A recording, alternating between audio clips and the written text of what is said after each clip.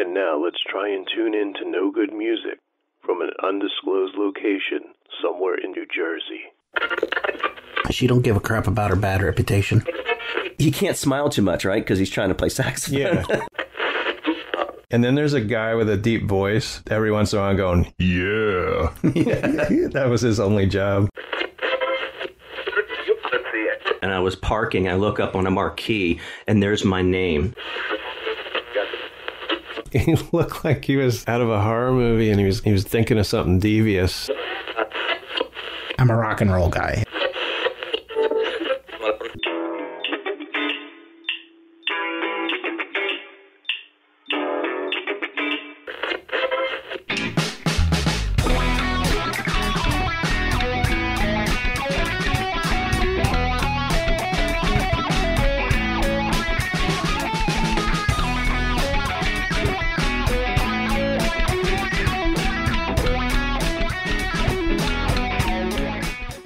Hey everyone, this is Rob. And Jeremy.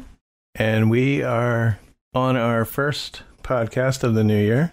How was your holiday, Jeremy? Very chaotic. I heard someone had a baby. Yeah, my... Was it your girlfriend? No, not my girlfriend. Whew, thank God. I was going to say, I didn't get a baby gift. No. It was her sister. Yeah. So we were on babysitting duty on Christmas Day. And had to postpone Christmas until New Year's. Yeah, I moved to New Year's Eve, so... Mm-hmm. Yeah, I did a lot of nothing. I just had off all week and listened to music, read, watched movies. Oh. The normal. Had lunch at Applebee's. Oh, yeah. Exchanged gifts, So I got a lot of cool music gifts. Jeremy and Kristen. Kristen got me a really cool drawing color. It's hard to describe. I don't know if it's digital, but it's of Kiss and a little frame, and it's on the wall in here now. What else I got? I got Bono in a car, Funko. I just have to find a place for him. Yeah. Jeremy got me that, and The Edge. Got Cheap Trick socks, Kiss socks. I got a book on Cheap Trick. I got a book on Pink Floyd. Got a lot of reading to do. Nice. So, and I got a record cleaner for my vinyl. All right. Spin-O-Matic or whatever they call it. You buy these old albums, these cheap albums, and who knows where they've been. Someone's basement, attic. Collecting dust somewhere. Well, I have gotten some that are real dirty, and you want the needle to last a while. Yep. Some were like real crackly, and then when I clean them, I have this spray cleaner right now, and they actually sound better once you clean them up. That's good. So today our main topic, and it's one we've always do now in January, is Album Roulette, where Jeremy and I randomly pick 3 albums each. Yeah. Real roulette might be more fun. Yeah, and we have, and we're forced to listen to them and critique, review. So I have to say the one album I got is just, Jeremy thinks that his albums are bad, but this one I got is, I don't know. I think it's the worst thing I've ever heard. Wow. Yeah. Mine were critically acclaimed, so I guess they can't be that bad. Yeah. And those are from the Paste magazine's website of top 50, their top 50 albums. And then... which makes you wonder. If these 6 are 6 of the top 50, yeah, what has happened to music?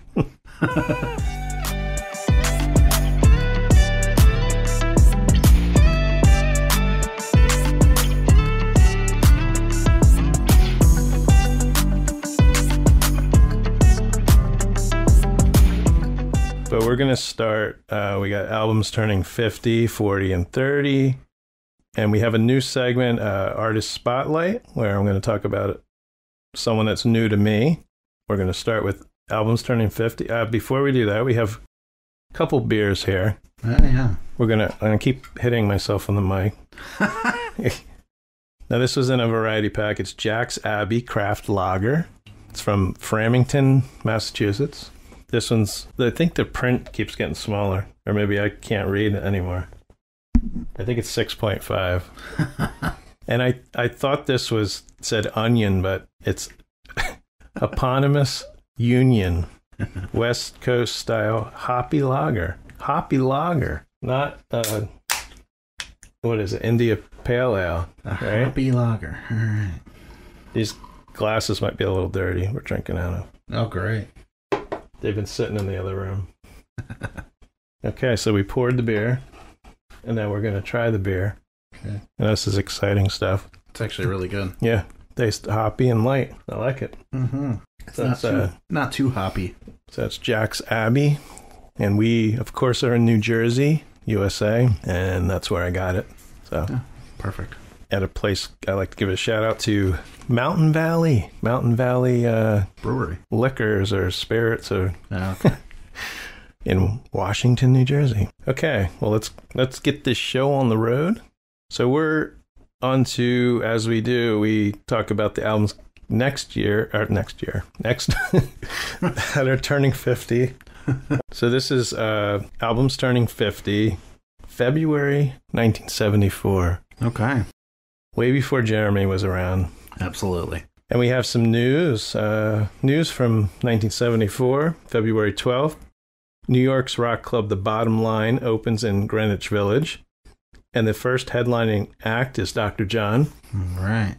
February 14th, the Captain and Tennille are married in Virginia City, Nevada.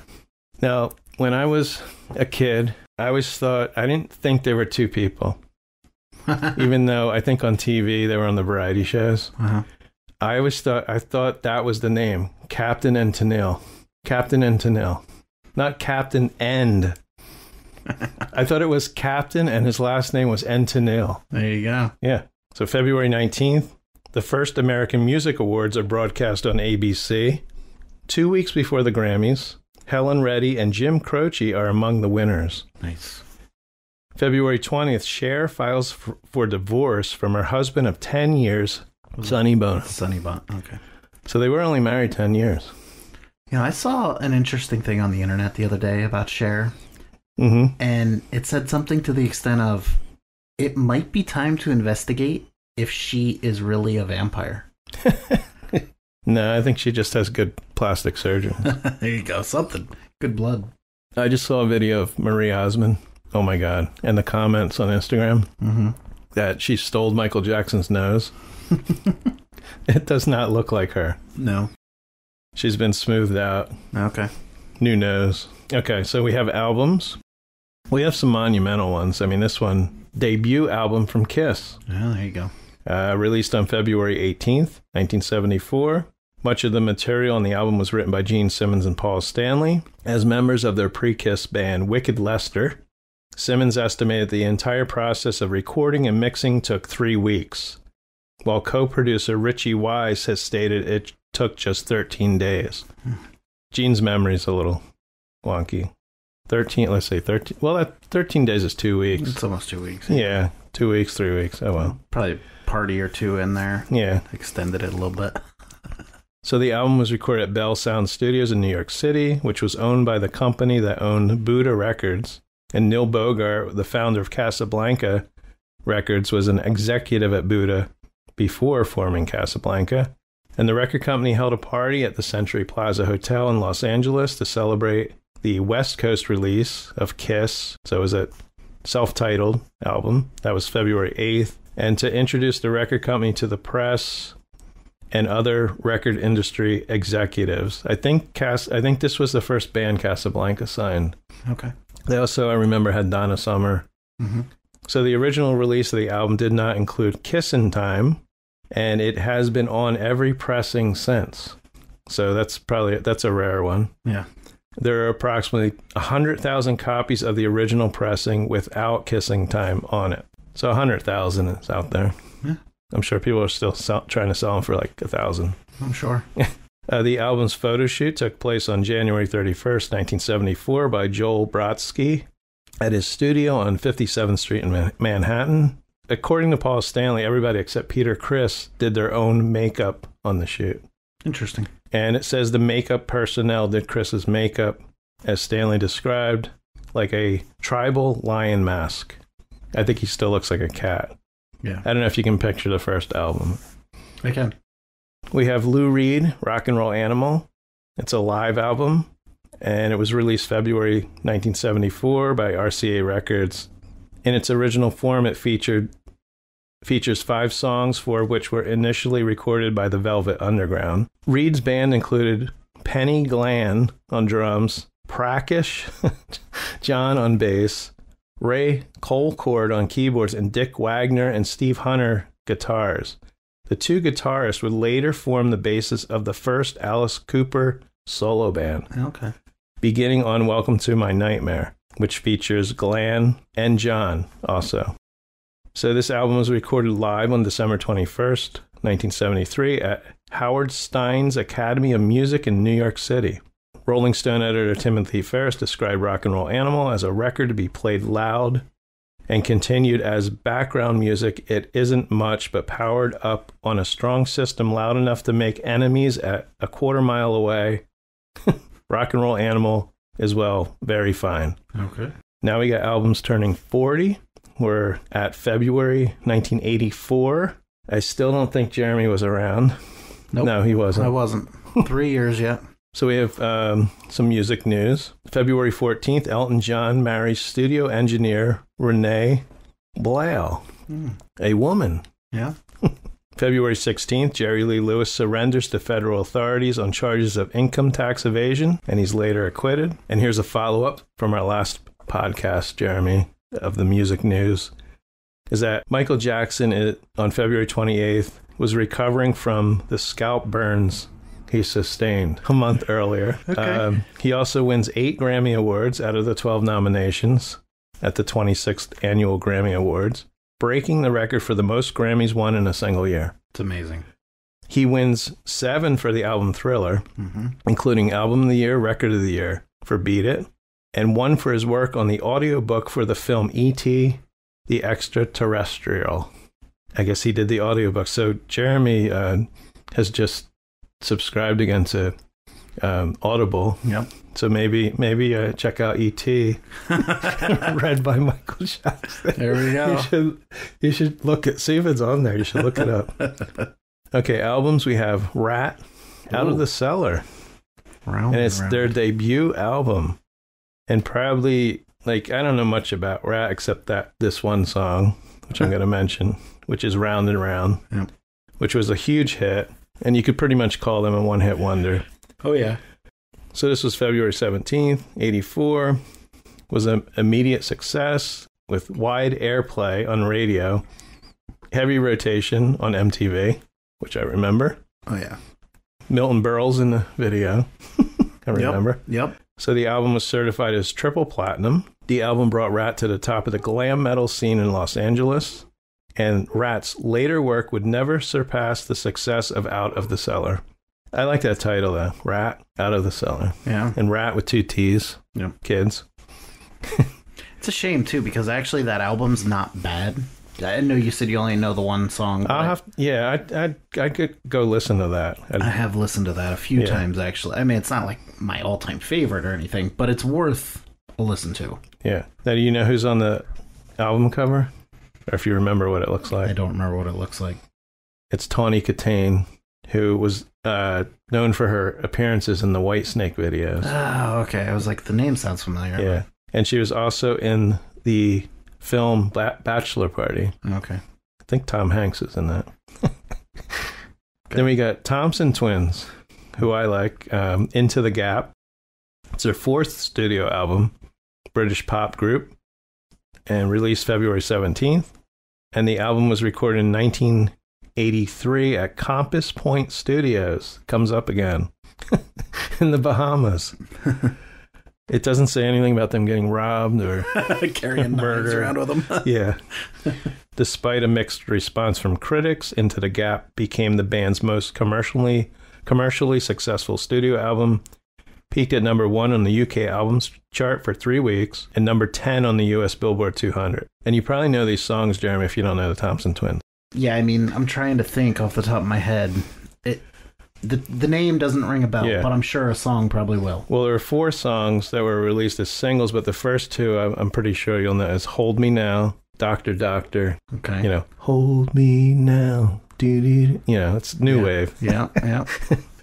Take Me Up and Sister of Mercy. I'm not too familiar with the last 2. Okay. 3 of the 4 singles that were released in the UK made the top 5, and the 4th just missed the top 10. According to the RIAA, the record sold over 1 million copies in the US.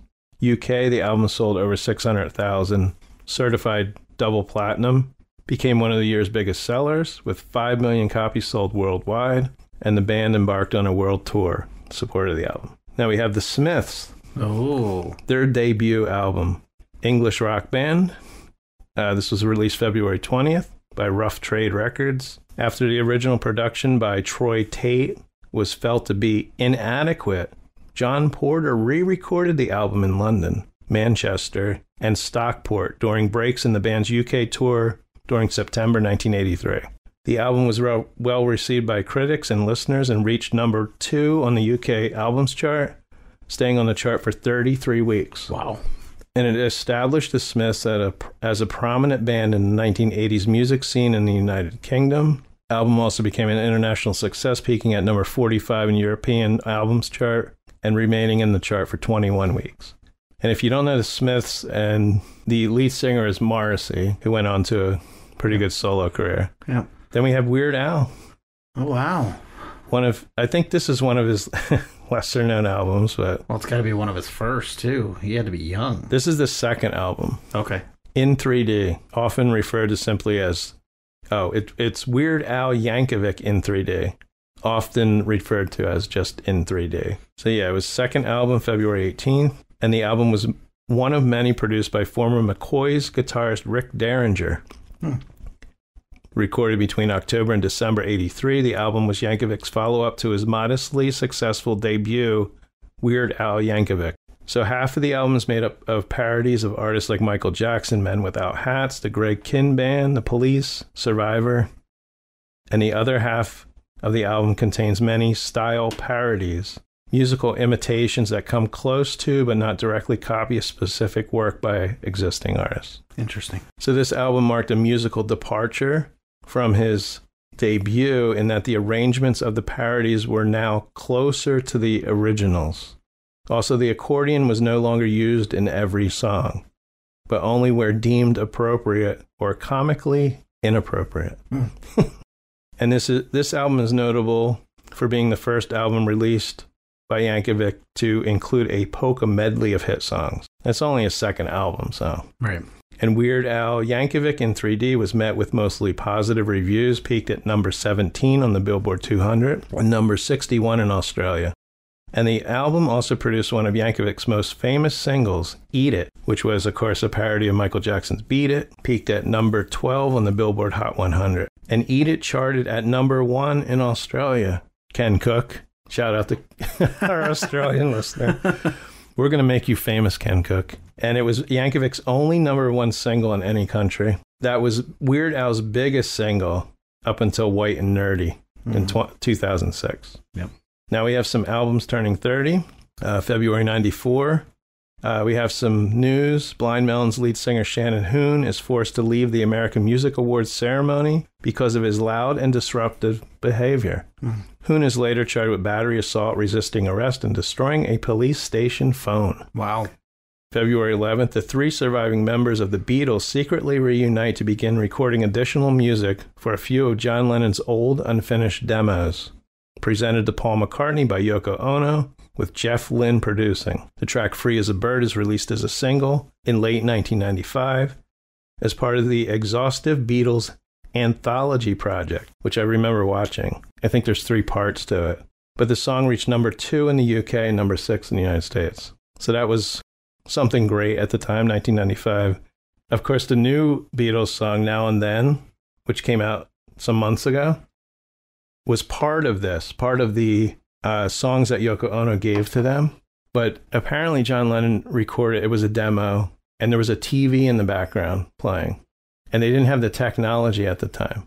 So that's why that song just came out. Gotcha. They finally could eliminate or get the vocals to be by themselves. Interesting. Yeah. So we're at February 14th. Grateful Dead's Jerry Garcia marries Deborah Coons. February 23rd, Eddie Van Halen, Chris Isaak, and B.B. King attend the groundbreaking ceremony for the Hard Rock Hotel and Casino and takes place in Paradise, Nevada. Wow. and that it was the first hard rock. Yep. 94. Albums, another one. Green Day, Dookie. Yeah, great album. Third studio album, American rock band Green Day, February 1st, 94. It was recorded in late summer 93 at Fantasy Studios in Berkeley, California. Written mostly by singer Billy Joe Armstrong, the album is heavily based around his personal experiences with themes such as boredom, anxiety, relationships, and sexuality. Now, the album had 5 singles: Longview, Basket Case, a re-recorded version of Welcome to Paradise, which originally appeared on the band's second studio album, Kerplunk, and When I Come Around, and She. Such a great album. I don't think there's a bad song. No, there isn't. She is one of my all-time favorites.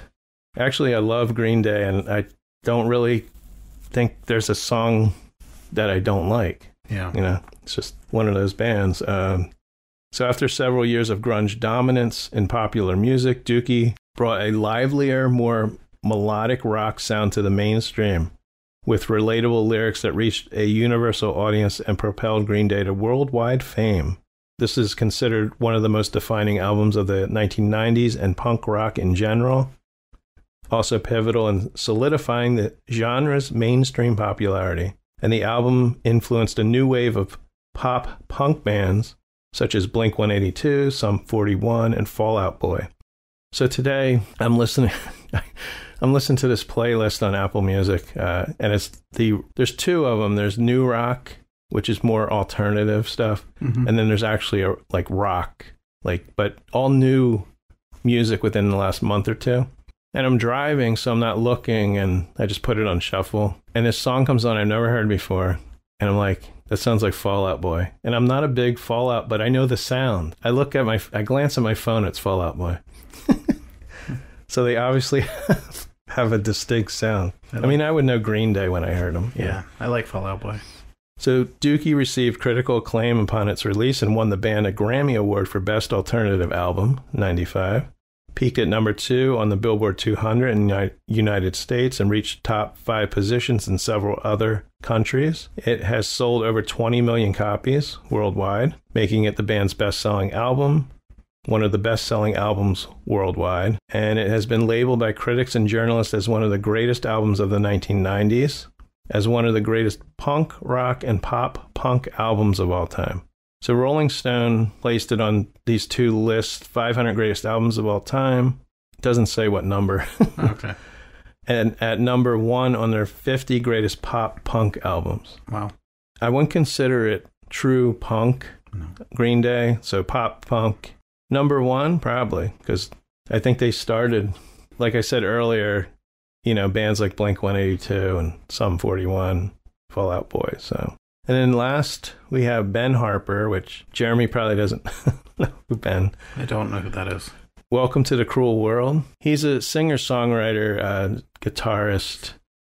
I think he's mostly, a lot of his albums are just him and guitar. He reminds me a little bit of Cat Stevens, though, like his voice. Like there's not a lot of people that sound similar to Cat Stevens. So this was his debut album from Virgin Records, and it established Harper as a popular folk musician in the California area. After this release, Harper went on to add a prominent backing band, the Innocent Criminals, and although they remained unnamed until the Burn to Shine album, the song I'll Rise is based on a 1978 Maya Angelou poem, And Still I Rise. That's off that album. So those are albums turning 50, 40, 30. So go out and buy the vinyl, download them, listen to them. And if you haven't heard some of these, some of the big ones, some of the debuts. I mean, if you haven't heard Green Day, Dookie, get out there. I don't know where you've been. So much. You've got to be like 8. And the thing is, too, that album is no longer than like 40 minutes in total. Those are a lot of short songs. Yeah. So next we have a new segment. And now for the No Good Music Artist Spotlight. So this is the Tierney Sutton Band, and she was born in 1963, and she is an American jazz singer. We don't talk a lot about jazz. No, I like jazz, blues. One of my albums was jazz. Okay. That's why I'm laughing. but she's a jazz singer. So, you know, there's instrumental jazz, which can get kind of wild and kind of, after a while, I have to say annoying, depends. But she has a really pleasant voice for a jazz singer. And she was born in Nebraska, but grew up in Milwaukee, Wisconsin. She received a bachelor's degree from Wesleyan University in Middleton, Connecticut. She attended Berklee College of Music in Boston. Now, for over 20 years, she has led the Tierney Sutton Band with pianist Christian Jacob, bassist Trey Henry, and Kevin Axt, and drummer Ray Brinker. The band is an incorporated unit and makes all musical and business decisions together. And they tour throughout the world and have headlined at Carnegie Hall, the Hollywood Bowl, and Jazz at Lincoln Center. Now, what got my attention was her jazz version of the Police song, Every Little Thing She Does, Everything She Does Is Magic. And I listened to a jazz station. It's KCSM. I listen through it through Apple Music. Right. But I usually, every morning, I listen to jazz for a couple hours. Wow. She changed the title to Every Little Thing He Does Is Magic. It's a really bold take on this song, all jazzed up. And she even does some scatting, which I mentioned to my friend Tim. He hates people scat, you know, where they just like, you know, stuff like that. I don't know. Right? All right. Yeah. I looked this song up, and she actually put out an entire jazz album, all modeled after Police and Sting songs, called The Sting Variations. So there you go. That's our artist spotlight, the Tierney Sutton Band. Check her out. Check the band out. Check that album out. If you like the Police and Sting. I know some people don't like songs redone, but I think this is so far removed from the original. Mm-hmm. They're not trying to sound exactly like, you know, the Police or Sting. So we're going to take a little break, and next up, we are actually going to get into these random albums, and it's going to be fun, interesting. It's going to be a blast. And maybe you actually have heard some of them and love them, but I can tell you, two of my three I don't really love. The one actually was okay, but we'll be back, and you'll find out all about it.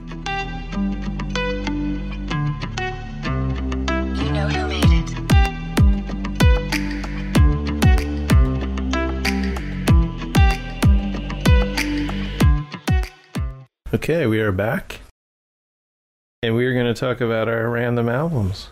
I don't know if you want me to go first, Jeremy? Sure, go ahead. I think I'm going to start with the rap album. Right. If I can pull this up here. I did not get any rap albums, but I did have something that's almost equally as bad for me. Looks like you aren't connected to the internet. I'm not trying to connect to the damn internet. What's going on? Okay. What's going to happen is it's going to open like 18 billion times. Mm-hmm. Okay, so the first album I'm going to review this was number 46, Paste Magazine. All right. And it's ARMAND Hammer, and not to be confused with the baking soda, of course. But after listening to this album, I'd actually rather sit and stare at a box of baking soda. Now, this album features... Why does my voice sound so bassy? I don't know. Does it sound bassy? No. Oh, okay. So this album features Billy Woods and Elucid, two people I never heard of. Okay. The album's called We Buy Diabetic Test Strips. And yes, it is a rap album. But it's not your normal rap album. It's categorized as underground rap. Oh, God. And what does this mean? Good question. Well, underground hip-hop, also commonly known as indie hip-hop or underground rap, is an umbrella term for hip-hop music that is outside the general commercial canon. There you go, whatever that means. All right. So this is their 6th studio album. American hip-hop group ARMAND Hammer was released on September 29th through Fat Possum. There's guest appearances. We got JPEG Mafia. All right. War Mother. MOOR. EIP. Pierce Jordan of Soul Glow, Pink Sifu, Curly Castro. Yeah, we know him. Cavalier. And Jeremy, someone I know you are a huge fan of. Uh-huh. And it's Jungle Pussy.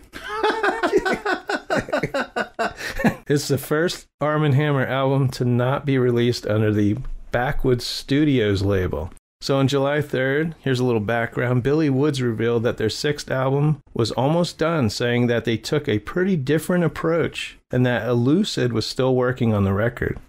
Soon after, the band sent out postcards and flyers with phone numbers that led to album and pre-order details. That's pretty cool. You're a fan of the band? Get a little... Still sending out postcards. Yeah? Yeah. Lucid described the recording process as an assembly of talented rappers meeting for the first time in the studio to jam to pre-recorded beats before splintering off into new directions.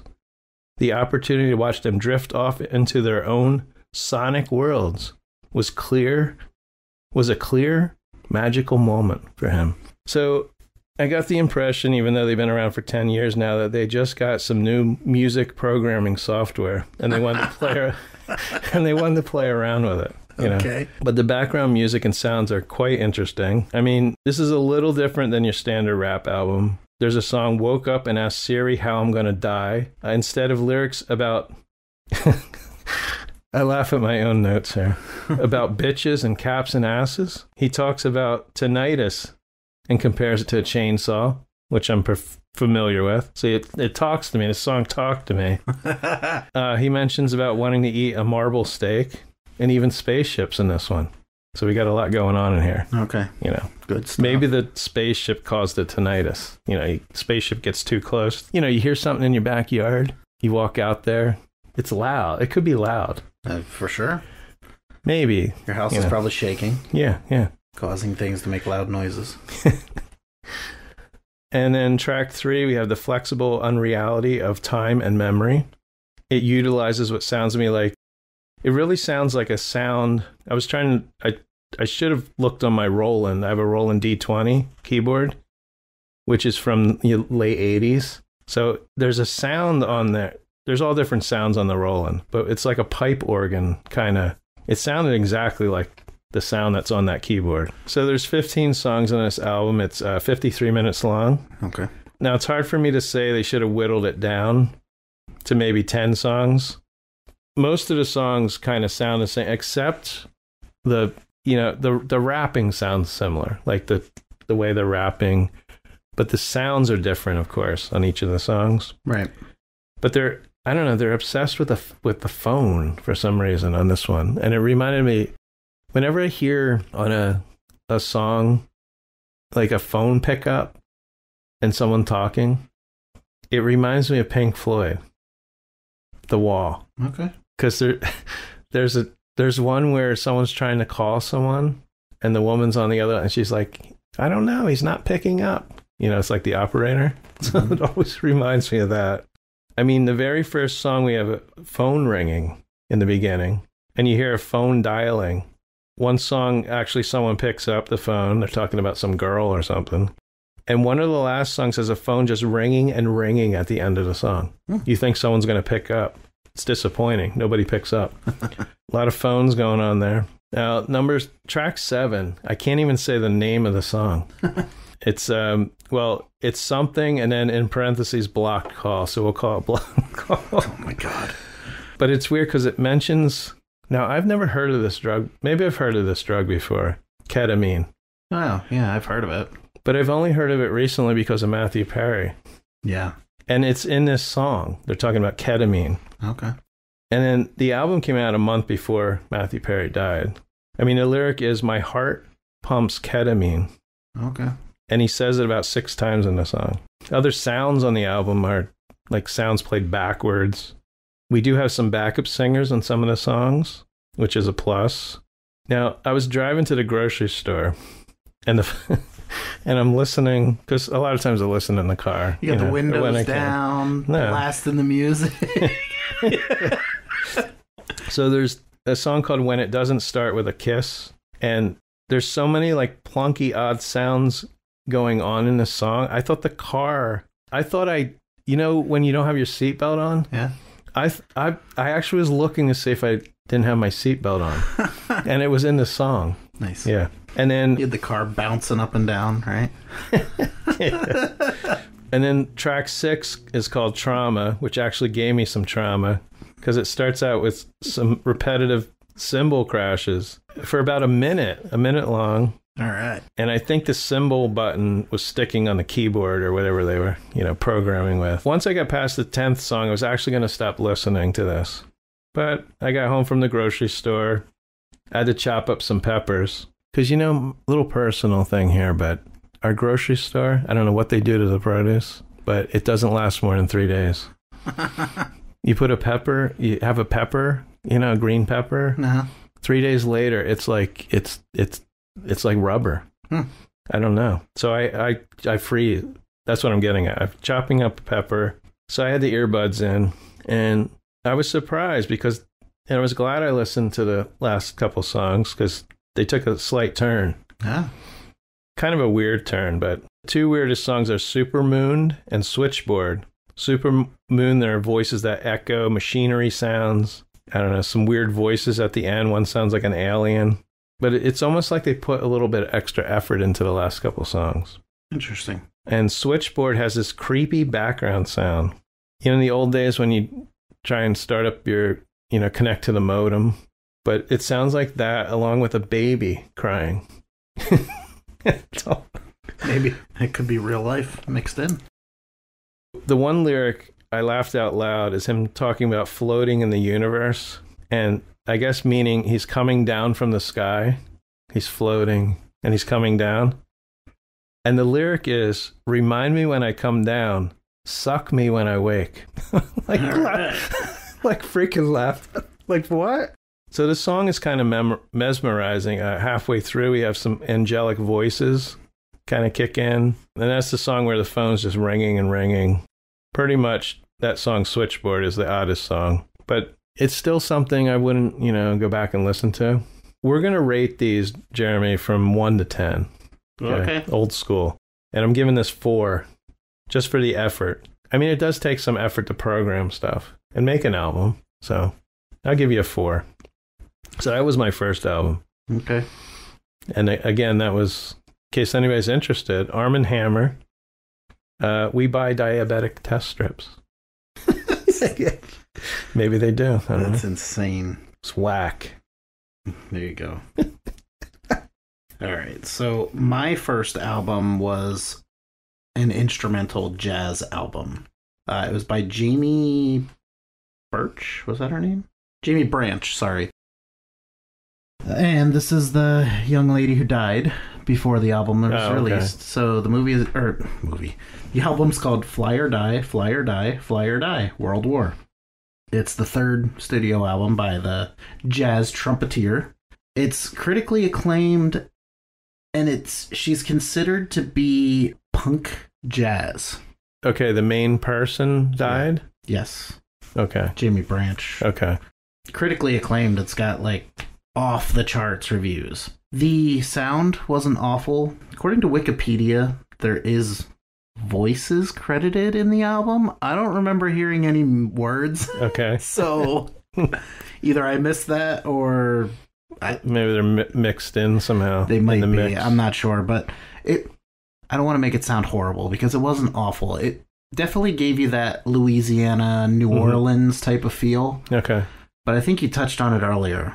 That's okay for a little while, but for a whole album, it was just by about the 5th song, it was just like, I'm done. And the 5th song was 9 minutes long. Well, you and I both, I probably like more different music than you do. I would say you're much more reverse. But I know you like hard stuff, but both of us like AC/DC. Uh-huh. But I probably couldn't listen to AC/DC for 3 hours or 2 hours. There's a point. Right.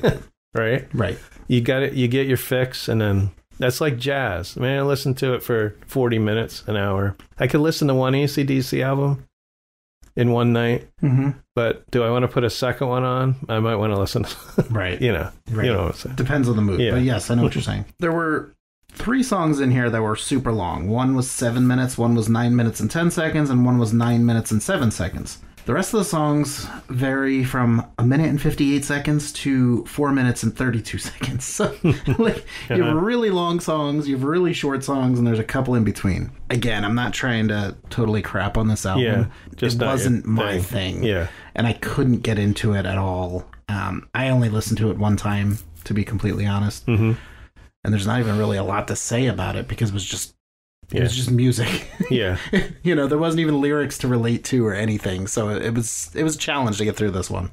But are there other musicians on there? They do have some other people listed here. The personnel, you have Jamie Branch, who played the trumpet, keyboard, percussion. Is that a woman or a man? That's a woman. Okay. You have Lester St. Louis, who played the cello. He's listed for voice, flute, marimba. Okay. I was just wondering if it wasn't just trumpet. It was... Yeah, no, there's a little bit of other stuff. You got Jason Agemian on the double bass, the electric bass, marimba. Chad Taylor on drums, Imbira, timpani, bells, and the marimba. And yeah, that's it. So I don't even know what some of those instruments are, to be completely honest with you. Was she young, old? Or? Yeah, she was young. Oh. I didn't look her up completely, but I want to say she was... Hold on a second. I want to say she was in like her 39. Okay. So, yeah. And it sounded like... Because this was her 3rd album. I know I said that. Mm-hmm. But it sounded like the first 2 were also very successful. Okay. That she was ready to kind of blow up. Yeah. It's just odd because she was out of Nebraska. So it seems like I mean, honestly, anybody can be into any kind of music anywhere. Wasn't the artist that I did a spotlight on, I think she was from Nebraska. There you go. She's a jazz singer. It's Nebraska Day. Yeah, what's going on in Nebraska these days? Yeah, apparently they're into the jazz. They got tired of the country. I mean, I wish I had more, but yeah, it's kind of hard to talk about an instrumental album. Yeah. So my next one is an artist goes by the name of Yule. The album is Soft Scars. Like the log? Yeah, like a Yule log. Okay, perfect. I think her full name is Yule Log. No. So this was number 29, Paste Magazine, Top 50 Albums. Released September 22nd, 12 songs, 40 minutes. Now, Yule is the musical project of Singaporean songwriter and producer Nat Samil. And Nat is a female, and she, or they, Jeremy. Oh, okay. Oh, also, Yule is derived from the Final Fantasy character. Oh, okay. The Padra Nasu Yule. Okay. I don't play Final Fantasy. I've played the games. So it's a character from there. Now, they describe themselves as a cyborg being, painter, musician, and performer. And they live in London. Now, I'll say they're a little strange. And I said she is non-binary, but intriguing. I've went on Instagram, looked her up. Or they up. It's hard for me to use the pronouns, but I'll try. So if you look up photos at their photos and videos, sometimes they like to make their face to almost look like a doll. It's a little strange. Mm-hmm. And the cover art looks like it could be a doll, or maybe it's AI generated. I think it's her. It's weird because I think it's her. She's in a dress, but her face looks a little dollish. Okay. So I don't know if she actually uses makeup to make it look like that. It's kind of cool though. Now I did enjoy the album. The first track is XWX. This has to be the hardest sounding song on the album.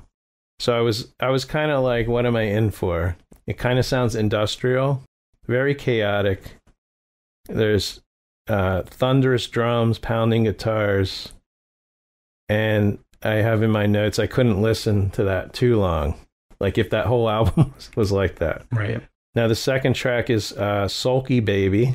Sulky Total opposite. Baby. Pretty good beat. It's kind of a bittersweet song. Lyrics are a bit depressing. And I think the song reflects on her being non-binary. And I know this is a music podcast, but if you're unfamiliar, it's someone who doesn't identify female or male. Yeah. I'll say that.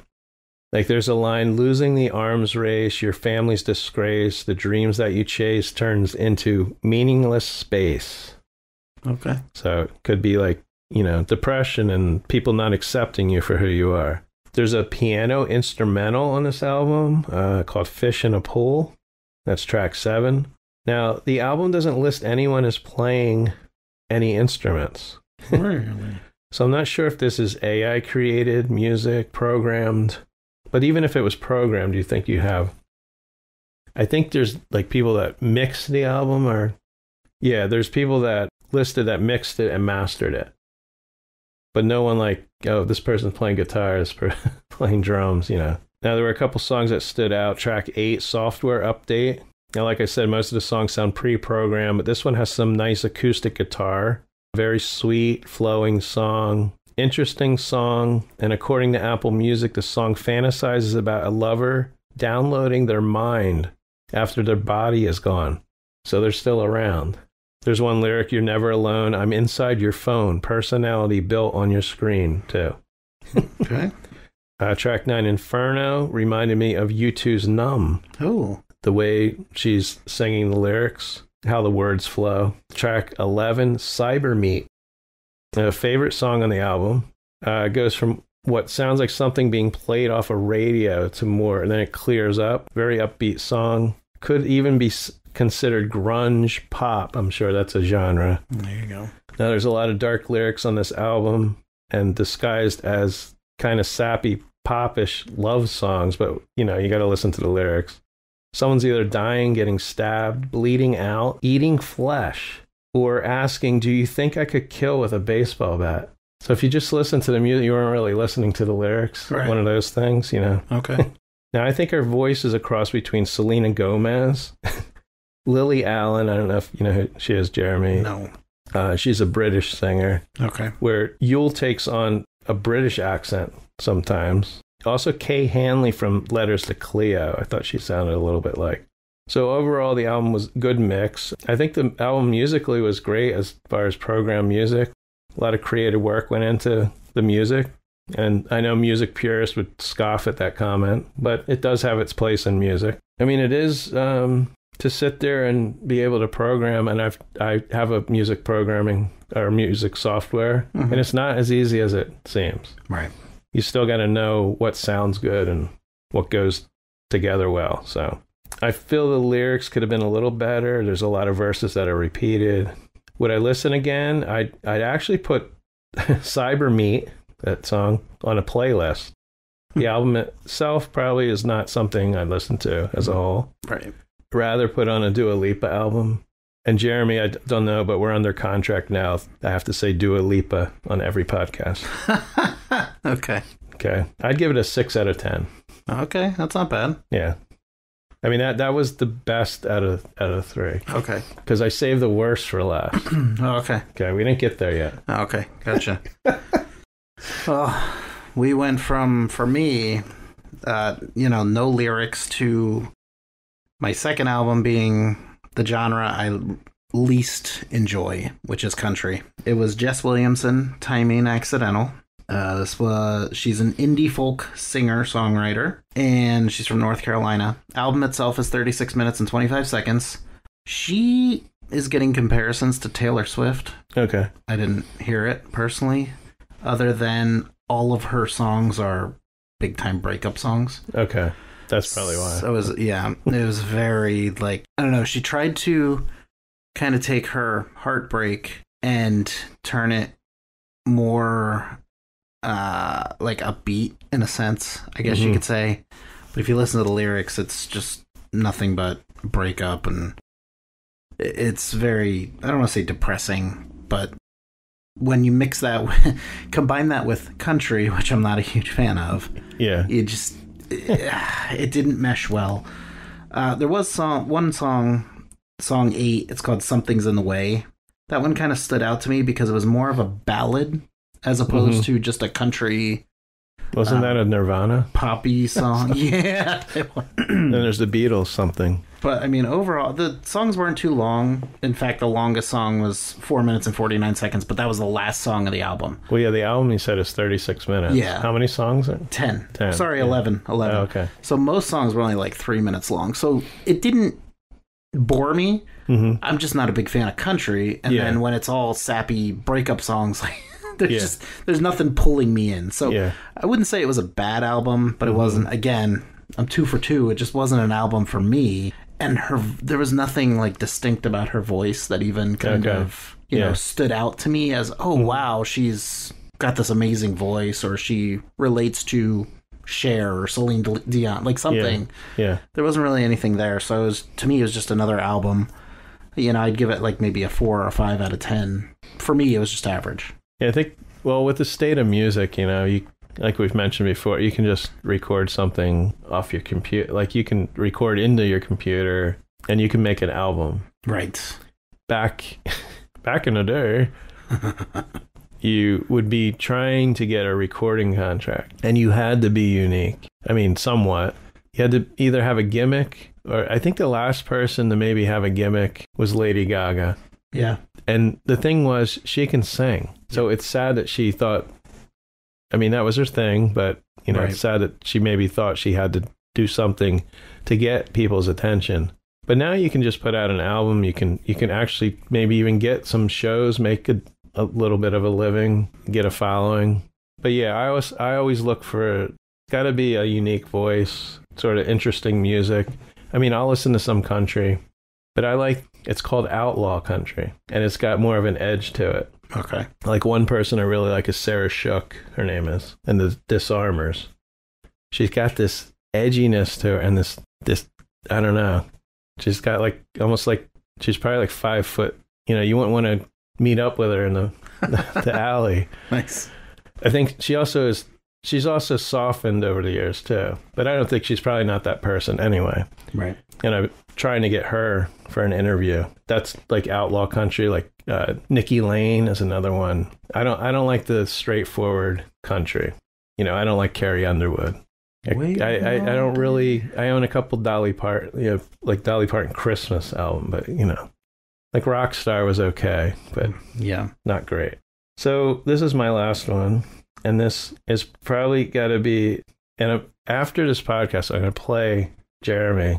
Uh-oh. And then Jeremy will be like, "You are absolutely right," and it'll probably be the worst thing that Jeremy's ever heard.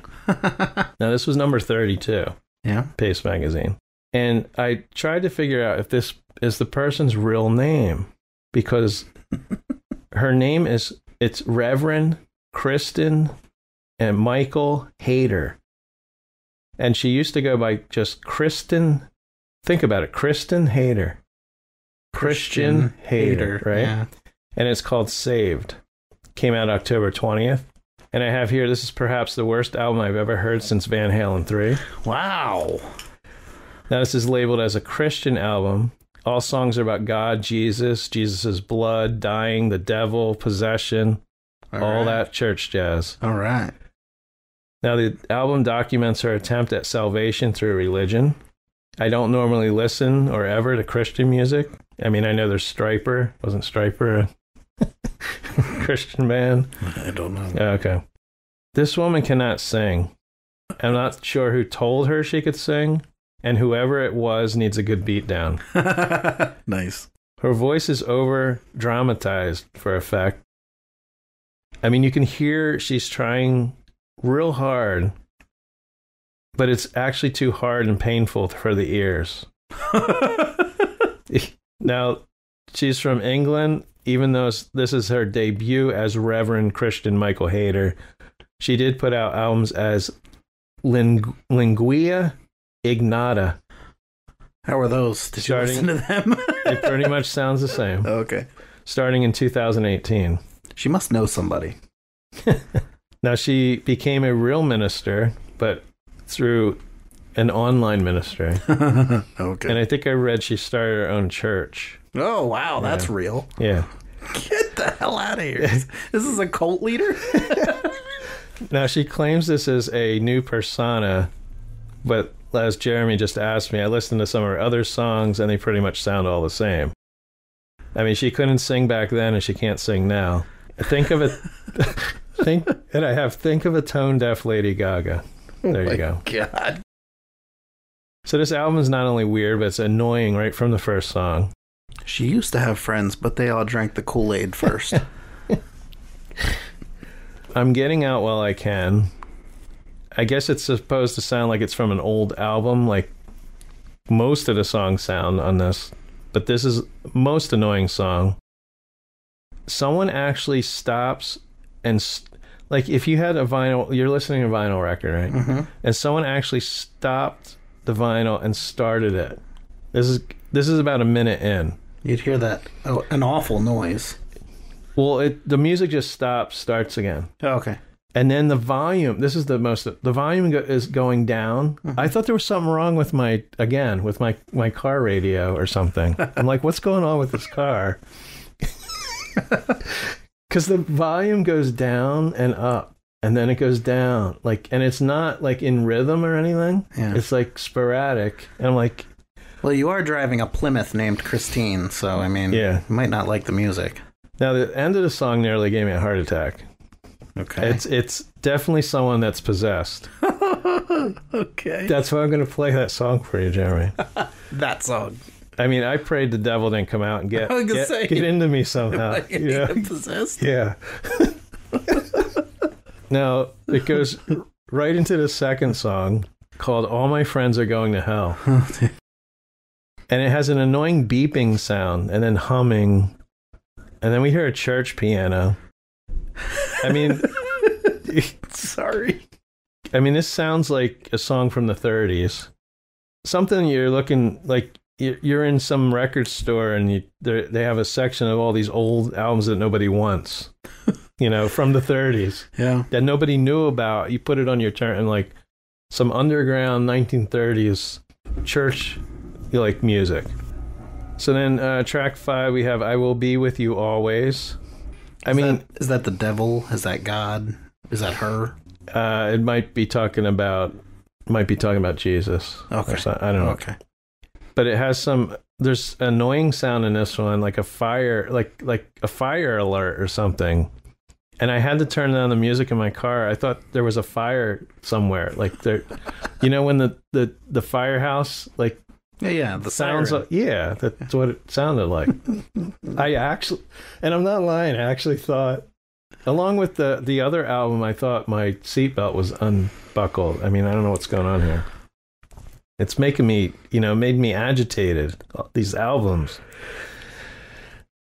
So we have track 7, May This Comfort and Protect You, and track 8, The Poor Wayfaring Stranger.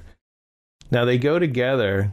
It's a piano that's been distorted sound. The songs almost sound the same. The vocals drag on as well as the music. The same thing is played over and over, both songs. Now, track 7 is 4 minutes. Mm-hmm. Track 8 is 7 minutes long. And halfway through, you just want to fling your body off of something. Maybe put your head in a pot of boiling water. It's logical. Now, track 8, which is the long one, starts with someone possessed again, which is now starting to scare the crap out of me. I mean, I'm in my car driving, maybe I shouldn't listen to these albums in the car. Now, this possessed person sounds like an auctioneer that's possessed. And I have to play that for you because I'm serious. All right. Now let's see. Can't wait. Satan's coming. Do you hear that? Yeah, if you hear the garage door keeps going up and down. I'm scared. You probably can't hear it. But. There's a vessel coming. Oh, no, because I'm talking about her. Yeah, exactly. Holy crap, she's in the house. Jeremy. Stop talking about my album. What the hell is that? Okay, I'm going to wrap this up quick.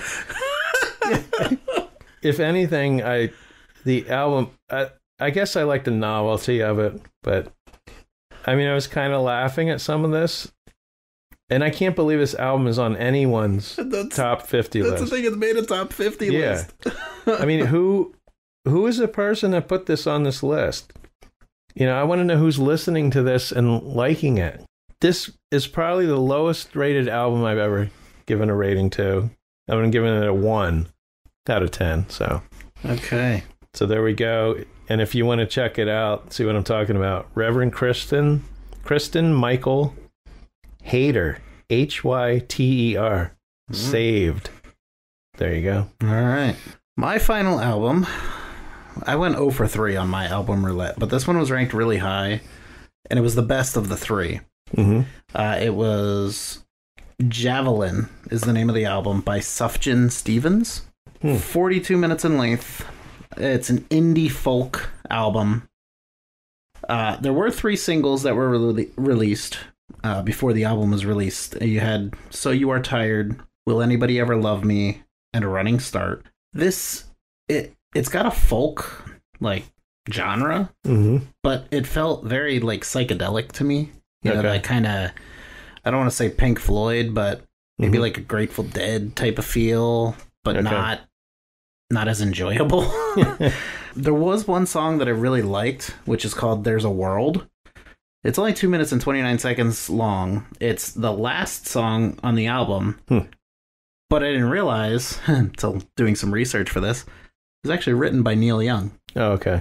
So maybe that's why I liked it. I don't know. I enjoy Neil Young. The songs are pretty standard. There was nothing special that stood out to me. There's only one song called Shit Talk that's really long. It's 8 minutes and 31 seconds. And I don't even know why it's called Shit Talk. Okay. He doesn't say shit? No. But otherwise, most of the songs were only like 3-4 minutes long. So nothing was too long. This was number 2, I think, on my list of the albums that I got. And I don't know. There was nothing about it that stood out to me as being a top album. What number was it on? I think it was number 2. Oh, okay. Huh. Yeah. Wow. I don't know. I wouldn't listen to it again. It didn't really leave a lasting impression on me. Last year when we did this, one of my albums I listened to multiple times, and I actually enjoyed the artist and followed them. So I was kind of excited because I got like 213 and maybe 27 or something like that. I don't remember the exact numbers. Yeah. But I thought, at least one of these 3 will probably be really enjoyable. Or even if you find a couple songs that you put in a playlist or something. Yeah. And I had about, 30 songs to choose from. One album I kind of consider a wash because it was all instrumental. And unless it's a band I really like or there was something special about it, I'm not going to, have an instrumental song. But between the other 2 albums, there really wasn't, anything aside from the ballad that I mentioned from Jess Williamson that I liked. So, unfortunately for me, I was 0 for 3, and the genres didn't help because they were country, jazz, and then this one is considered, like I said, indie folk, but it felt more psychedelic. So, well, I'm thinking next year we get one pass. Like while we're picking them, we see if it's country, and you're like, okay, that's my pass. And then we pick another one. It could be another country album, but right, yeah, no. Like if I get a rap album, maybe it's a skip. Because I love listening to new stuff, and I'm not trying to rip on the 3 artists that I got. But when it's not your thing, sometimes it's really difficult unless something stands out. I mainly started this so we kind of listen to stuff we normally wouldn't, but hopefully something that's good. Right. Right. And I love the idea of branching out. Like I said last year, and I forget the band now, but I'd have to go back and listen to the episode. I enjoyed one of the albums that I did so much that I kept following the band, and now it's drawing a blank on me who it was. But like, I want to say that last album I reviewed is on at least one other list. Wow. Because our next podcast, we're going to compare 3 lists, their top 10, who they picked. And you'll see some duplicates in there. Not exactly the same order, but I think that Reverend was on someone else. It might have been Pitchfork, because I got Pitchfork and Rolling Stone. Pitchfork popped up on mine a lot, too. Yeah. For my albums. The thing is, I think if we picked a different list, it'd still be similar albums on there. Yeah. Yep. I mean, Paste magazine, it was actually a magazine at one time. And I was going through my CDs. A lot of my CDs are in book. I have 2 big booklets that you can fit 500 CDs in there. And I came across 2 CD. They used to put a CD in the magazine, which was cool. And it came with the magazine, and it was like 15 songs and artists that they talked about, like new artists. Right. So I have two of those. But anyway, Pace Magazine is just an online, like a lot of magazines now. Right. And Pitchfork, I'm not sure where they came from. Of course, Rolling Stone. Rolling Stone's really hit and miss. And Yeah. I could have been listening to a Cardi B album or, SZA, or something like that. Yeah. So that does it, I guess, for the show. And thanks for listening. We really appreciate our listeners. If you want to contact us, tell us, only good things. It's No Good Music Podcast, KNOW, Good Music Podcast at gmail.com. If you're a musician that has put out a recording, songs, album in the last, we'd say 2 years, something fairly new that you want us to listen to, if we like it, we'll get back to you and, we can play your song on the podcast, talk about you. We've had a bunch of people now that have reached out to us. So thanks for listening, everybody. This month, we will also have, hopefully, an interview. Matt and I are scheduled tomorrow. And we'll also have another podcast, which will continue our top 10 albums from last year. So much different than the 6 we covered. Yeah. So remember, folks, turn off the TV. And turn up the music.